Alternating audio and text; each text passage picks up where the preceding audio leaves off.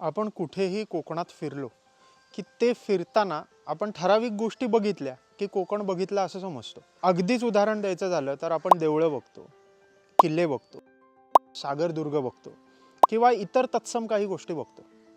पण काही संग्रहालय सुद्धा कोकणात आहेत, काही अनपेक्षित गोष्टी सुद्धा कोकणात आहेत, काही लेण्या सुद्धा कोकणात आहेत आणि त्या बघितल्या की आपल्याला एक वेगळ्या प्रकारे त्या ठिकाणचा इतिहास समजतो। मी आत्ता कोकणातल्या रत्नागिरी शहरात आहे आणि तिथे थिबा पॅलेस आहे। आता थिबा पॅलेस म्हटल्यावर त्याच्यावर अनेक व्हिडिओ मी खूप केलेले आहेत, त्याच्या लिंक्स मी खाली टाकतोय, ते व्हिडिओ नक्की बघा।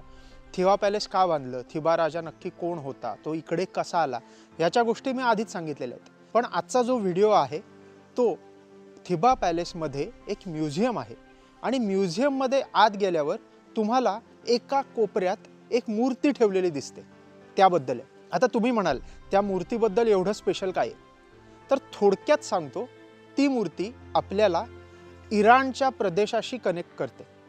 हो, इराण जो देश आहे त्याच्याशी कनेक्ट करते। मग आता मूर्ती ती नक्की कुठली आहे, त्याच्या मागची स्टोरी काय आहे, ती मूर्ती ही इराणशी जोडते हे कशावरनं मी म्हणतोय, या सगळ्या गोष्टींची उत्तरं आज या व्हिडिओमध्ये पाहूया। नमस्कार, मी राधेय अँड वेलकम टू इतिहास मॅटर्स।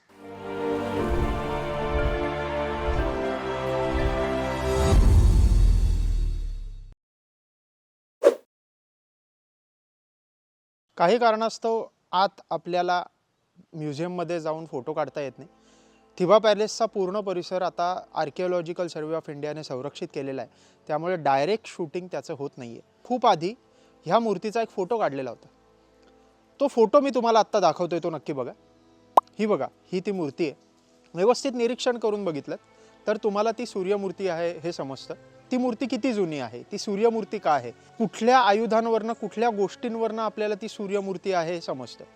या सगळ्या गोष्टी आपण नंतर बघू, पण त्याच्या आधी छोटीशी कथा आपण एका झोरोआस्ट्रियन परंपरेतली बघू। झोरोआस्ट्रियन नावाचा एक धर्म आत्ताच्या इराणच्या प्रदेशात अस्तित्वात होता। आता ह्यांच्या बाबतीतल्या दोन कथा आहेत। पहिली तर सूर्योपासक आणि अग्निउपासक ह्यांच्यात मतभेद झाले, काही भांडणं झाली आणि त्यामुळे सूर्योपासक तिकडून इकडे स्थलांतरित झाले। आता इथे स्थलांतरित होताना त्यांनी फक्त आपली परंपरा आणली नाही, तर तिकडचं मूर्तिशास्त्र, तिकडच्या वेगवेगळ्या गोष्टी, तिकडची वेगवेगळी शिल्प ही इकडे भारतात आणली आणि त्याच्यातून तिकडच्या परंपरेचा आणि भारतीय परंपरेचा काही शास्त्रातला संकर झालेला दिसतो। आता ही झाली पहिली कथा।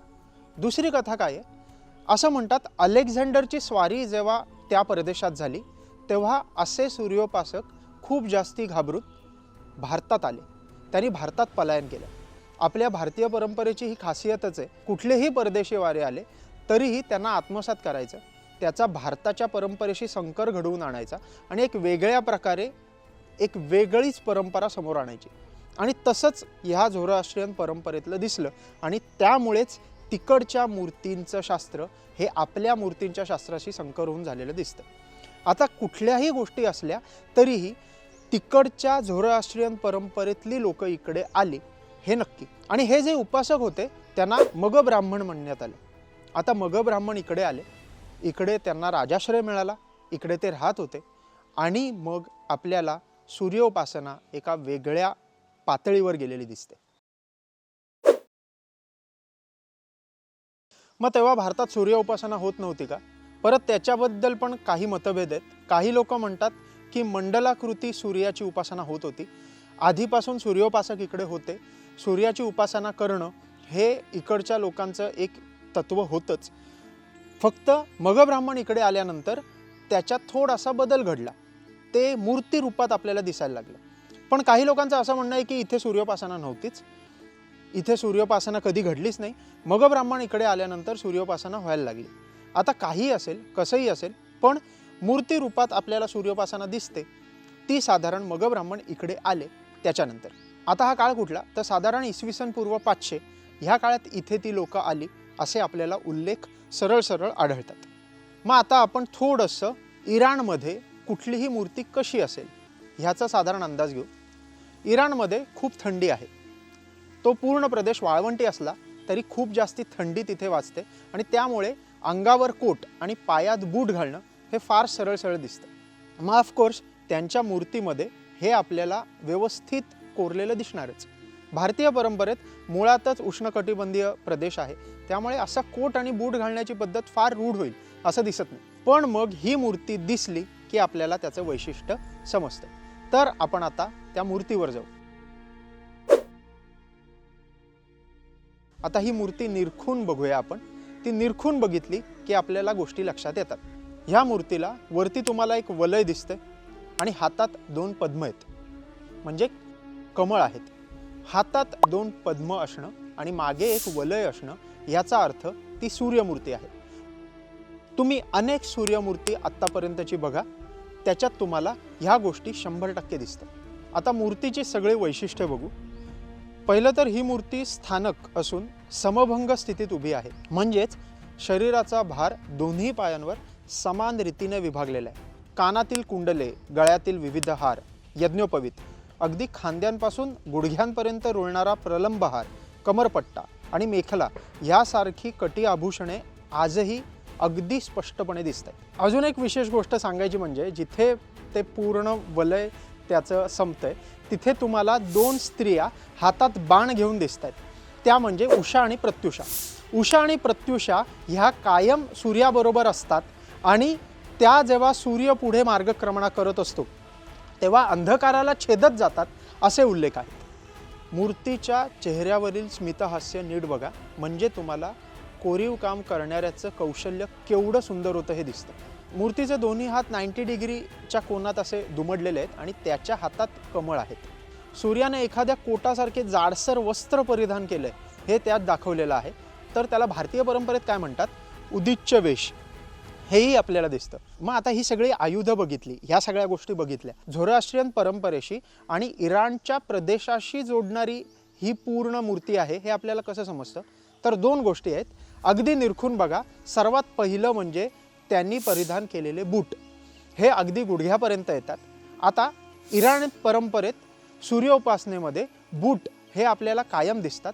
आता हे बूट काय आहेत, तर तिकडे थंडी खूप आहे म्हणून चालताना त्या परंपरेत त्या देवतेला बूट घालणं हे साहजिक आहे। आणि त्याबरोबर तुम्हाला छातीच्या भागात थोडंसं दिसेल कोट सदृश काहीतरी घातलेलं दिसतं। आता हा कोट पण तिकडच्या परंपरेतला आहे। ह्या मूर्तीला ह्या दोन गोष्टी ह्या आपल्याला इराणशी जोडतायत हे व्यवस्थित समजतं।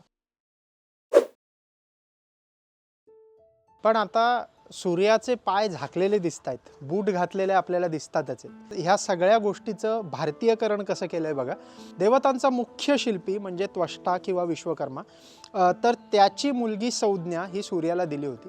पण सूर्याचं एकूण प्रखरता, त्याचं तेज आणि त्याचं ओबडधोबड शरीर हे बघून संज्ञाला तो काही पटेना, म्हणून विश्वकर्म्याने काय केलं तर त्याला पूर्ण एक आकार द्यायला सुरुवात केली।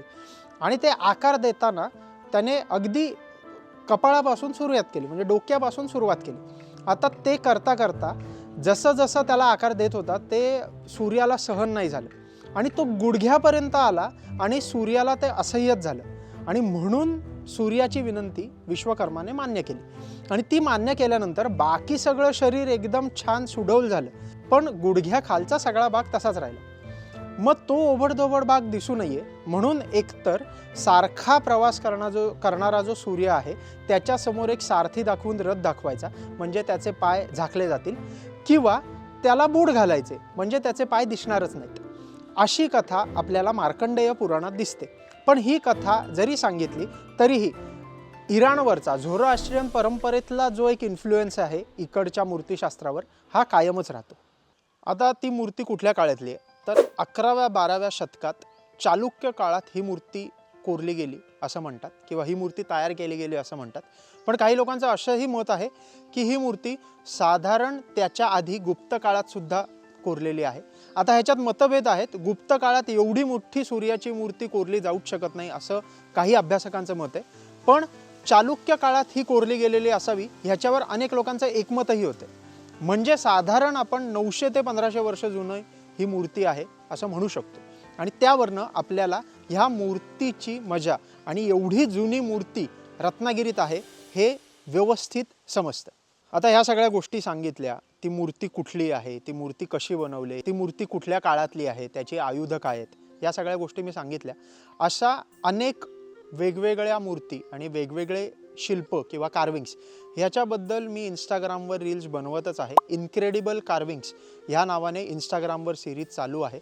त्याची लिंक मी खाली देतोय, ते नक्की बघा. पण मग ह्या मूर्तीला एक यूट्यूबच्या व्हिडिओ एवढं महत्त्व का द्यावं?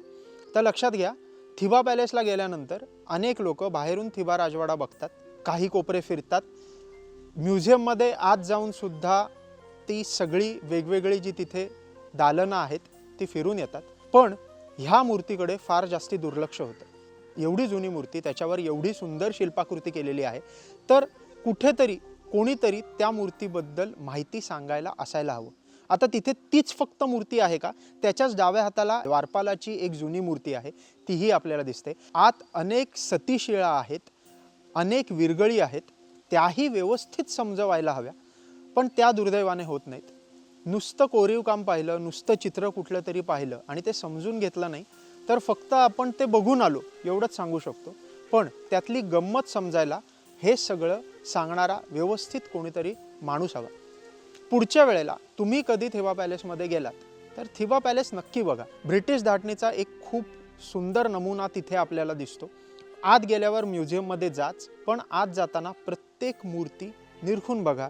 तुम्हाला काही गोष्टी 100% समजतील आणि त्या समजल्या तरच आपण थिबा पॅलेस बघितला, थिबा पॅलेसच्या आतलं म्युझियम बघितलं, ते समजून घेतलं आणि कोकणची संस्कृती कशी आपल्याला अनेक ठिकाणांशी जोडते हे समजून घेतलं असं म्हणू शकतो.